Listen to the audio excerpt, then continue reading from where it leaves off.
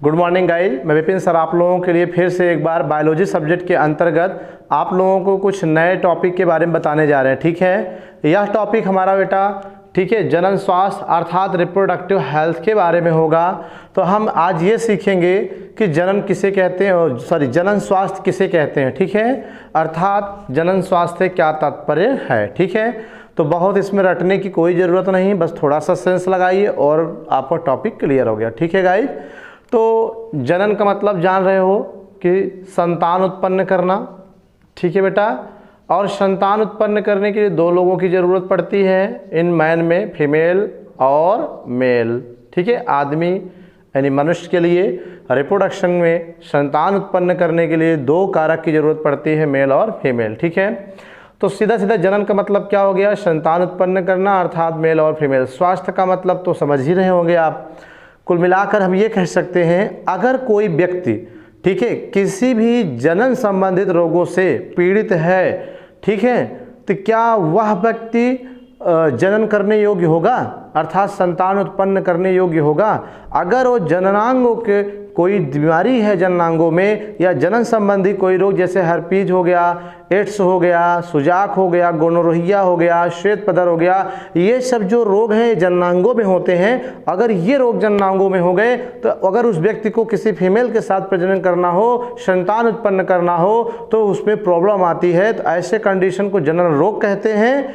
और जनन स्वास्थ्य क्या है, अब हम उसको डिफाइन करने जा रहे हैं कि किसी भी व्यक्ति की ठीक है वह दशा जिसमें वो क्या होता है जनन क्रिया सुचारू रूप से संपन्न कर ले, अर्थात संतान उत्पन्न करने की प्रक्रिया को सुचारू रूप से संपन्न कर ले, उसी दशा को हम क्या कहते हैं, जनन स्वास्थ्य कहते हैं। समझ में आ गई बात कि नहीं? एक बार फिर से, जनन स्वास्थ्य क्या है, स्वास्थ्य क्या है, पहले तो स्वास्थ्य क्या, हेल्थ क्या है। तो स्वास्थ्य शरीर की एक दशा है जिसमें क्या हो, समस्त क्रियाएं सुचारू रूप से संचालित हो जाए। समस्त क्रिया का मतलब श्वसन, पोषण, विसर्जन, प्रजनन। ठीक है, तो अब हमको लेकिन पढ़ना क्या है, जनन स्वास्थ्य पढ़ना है। तो क्या लिखोगे कि वह दशा जिसमें क्या हो, किस कोई व्यक्ति जनन क्रिया को सुचारू रूप से संपन्न कर ले, ठीक है, तो उसी क्रिया उसी दशा को हम क्या कहते हैं, जनन स्वास्थ्य कहते हैं। ठीक है, ये बात समझ में आ गई होगी। ठीक है गाइज, अब हम बात करते हैं जनन रोग के बारे में। ठीक है, पेपर में यहाँ से क्वेश्चन आएगा, जनन स्वास्थ्य क्या है ये नहीं पूछा जाता है, लेकिन आपके बोर्ड एग्जाम में, यूपी बोर्ड एग्जाम में क्या होता है, बायोलॉजी के अंतर्गत एक क्वेश्चन जरूर पूछा जाएगा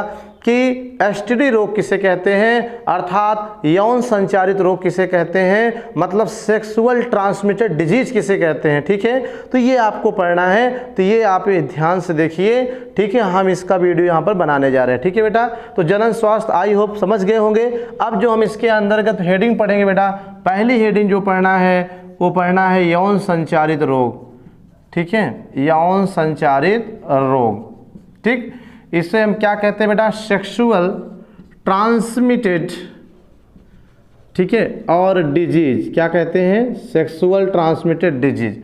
इसका मतलब बहुत सिंपल, अगर डिफिनेशन देना हो तो रटना नहीं है। What do mean about sexual transmitted disease, अर्थात एसटीडी रोग कहते हैं। तो यश का मतलब सेक्सुअल, टी का मतलब ट्रांसमिटेड डिजीज माने डिजीज, मतलब क्या है, यहाँ देखिए रोग यानी कैसा रोग, ऐसा रोग जो यौन, यौन का मतलब है कि संबंध बनाने से फैले, संचारित माने फैलना, एक बॉडी से दूसरे बॉडी में जाए, उसे यौन संचारित रोग कहते हैं। जैसे आप बहुत अच्छे से जानते हो, अगर किसी व्यक्ति को एड्स हुआ है, ठीक है, किसी व्यक्ति को एड्स हुआ है, अगर वह व्यक्ति किसी महिला के साथ संपर्क करेगा और इस महिला को एड्स नहीं है, लेकिन जब इसके साथ संपर्क करेगा ये, तो ये रोग भी इसके साथ साथ क्या होगा, इस महिला की बॉडी में आ जाएगा। तो बोलो क्या हुआ, यौन संचारित रोग हुआ कि नहीं, यौन द्वारा, यौन का मतलब जनन क्रिया द्वारा या जननांगों द्वारा फैले। तो इसने क्या किया, इसके साथ प्रजनन किया, तो इसके प्रजनन के दौरान ही क्या हुआ, एड्स के जो वायरस थे, ये वायरस इसकी बॉडी में जाकर इसको भी एड्स बीमारी का रोग फैला दिए। तो इसे क्या कहते हैं, यौन संचारित रोग कहते हैं। ठीक है बेटा, अब डिफिनेशन लिखना हो तो डिफिनेशन लिखने के लिए आपको बहुत रटने की ज़रूरत नहीं है, यहाँ पर हम डिफिनेशन क्लियर कर दे रहे हैं बेटा। देखिए क्या लिखेंगे कि वह रोग, ठीक है, जो क्या लैंगिक संपर्क, जो लैंगिक संपर्क से, ठीक है, व्यक्ति में फैले, व्यक्ति का मतलब बेटा यहाँ मेल और फीमेल दोनों से है, ठीक है। व्यक्ति में फैलता है या पहुँचता है, फैलता है, ठीक है, उसे हम क्या यौन संचारित रोग कहते हैं, ठीक है, अर्थात एसटीडी रोग कहते हैं। ओके, क्लियर हो गया, ठीक है कि नहीं। जैसे यहाँ पर एक बात और है, जैसे अगर किसी व्यक्ति को सपोज करिए बुखार है और वह व्यक्ति किसी फीमेल के साथ प्रजनन करे, तो ऐसा नहीं कि बुखार उसका उसके शरीर से होकर उसके शरीर में चला जाएगा। यह सेक्सुअल ट्रांसमिटेड डिजीज नहीं है, अर्थात ये एसटीडी रोग में नहीं आता है, ठीक है। लेकिन हाँ, कुछ रोग ऐसे भी हैं जो अगर किसी व्यक्ति के हुए हैं, अगर वो महिला से संपर्क बनाए तो उसमें भी ट्रांसफ़र हो जाते हैं। अगर ऐसे रोग ट्रांसफ़र हो रहे हैं तो ऐसे रोग को ही यौन संचारित रोग कहते हैं, ठीक है। मैंने लिखा भी यहाँ पर। अब एग्जाम्पल्स बेटा देना हो जैसे, तो क्या लिखोगे, जैसे एड्स, ठीक है, और दूसरा आपका जो है, पहला एड्स, दूसरा सुजाक रोग, सुजाक को गोनोरहिया कहते हैं। हर्पीज रोग, हर्पीज रोग, फिर चौथा आपका जो बेटा होगा, ठीक है कि नहीं, ओ हेपेटाइटिस बी, हेपेटाइटिस दो प्रकार का होता है, ए और बी। हेपेटाइटिस बी खतरनाक टाइप का होता है बेटा, ठीक है कि नहीं। सिफिलिस, सिफिलिस, ये सब इम्पॉर्टेंट एसटीडी रोग के नाम बताए गए हैं। हो सकता है आपसे पेपर में पूछ ले, ठीक है, कि यौन संचालित रोग क्या है, कुछ रोगों के उदाहरण या नाम बताइए। तो मैंने क्लियर कर दिया, रटना नहीं, यहीं से निकाल लेना है कि ऐसा रोग जो लैंगिक संपर्क या असुरक्षित संबंध से क्या हो फैले, उसे हम क्या कहते हैं, यौन संचालित रोग कहते हैं। जैसे एड्स भयानक रोग है, घातक रोग है, सुजाक रोग, हर्पीज रोग, हेपेटाइटिस, सिफिलिस, ये कुछ इंपॉर्टेंट यौन संचालित रोगों के नाम बताए गए, ठीक है। अब आपको करना क्या है कि यौन संचालित रोगों से बचा कैसे जाए, ठीक है कि नहीं। What are precaution of the STD, तो आप बता सकते हो कि क्या क्या प्रिकॉशन है, ठीक है। क्या प्रिकॉशन होना चाहिए वो भी हम देखते हैं, पहले इसे नोट करिए फिर हम आगे बढ़ते हैं, ठीक है गाइज। नोट कर लिया होगा। अब जो आपके एग्जाम में पूछा जाता है वो ये भी पूछा जाता है कि इसकी रोकथाम कैसे करें। एसटीडी रोग अर्थात सेक्सुअल ट्रांसमिटेड डिजीज, यौन संचालित रोगों की रोकथाम कैसे करें हम, ठीक है, ये भी पूछा जाता है। तो कुछ नहीं करना है, आप खुद ही दिमाग लगाओ कि जब तक हम संपर्क नहीं बनाएंगे किसी ऐसे लोग से जिनको ये रोग हुआ है, तो हमको रोग कहाँ से होगा।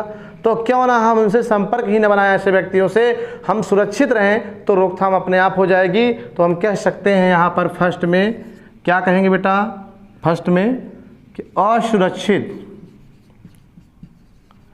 ठीक है बेटा, असुरक्षित यौन संबंध या लैंगिक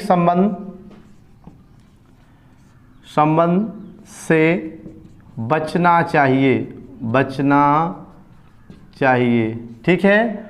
दूसरा, अनजान व्यक्ति से, ठीक है बेटा, अनजान व्यक्ति से संपर्क ना बनाएं, अनजान व्यक्ति से संपर्क ना बनाएं।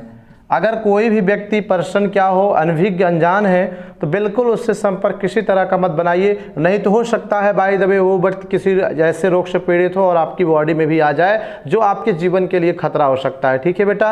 ये है तीसरा आपका क्या है बेटा कि अगर ऐसा कोई लक्षण दिखाई दे रहा है तो डॉक्टर से तत्काल, ठीक है, तत्काल उचित परामर्श लेना चाहिए। क्या करना चाहिए, उचित परामर्श लेना चाहिए, ठीक है। ये बातें समझ में आ गई, उचित परामर्श लेना चाहिए। मतलब अगर आपको कहीं पर कोई प्रॉब्लम लग रही जननांगों में, जैसे जननांगों में फोड़े, फुंसी, दाने का निकलना, घाव हो जाना, ऐसे लक्षण अगर आपको कहीं दिख रहा है, लग रहा है, तो आप तत्काल बिना देर किए हुए डॉक्टर से संपर्क करिए और इसका इलाज हो सकता है कि आपको मिल जाए, ठीक है। तो इसलिए आप देरी न करिए और तत्काल डॉक्टर से संपर्क करिए, ठीक है।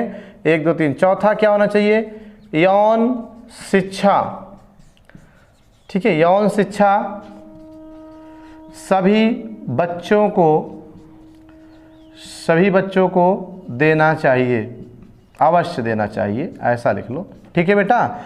सभी जो बच्चे हैं 12 से लेकर 18 साल 20 साल तक उनको यौन एजुकेशन देना आवश्यक है, ताकि वो समझ सकें कि क्या अच्छा है क्या बुरा है, कैसे हम बचाव करें, कैसे हम इन बातों से निपटें। ठीक है गाइस, तो आज आपके इस वीडियो में इतना ही लेक्चर, फिर मिलते हैं नेक्स्ट वीडियो में। Thank you watching this video, thank you.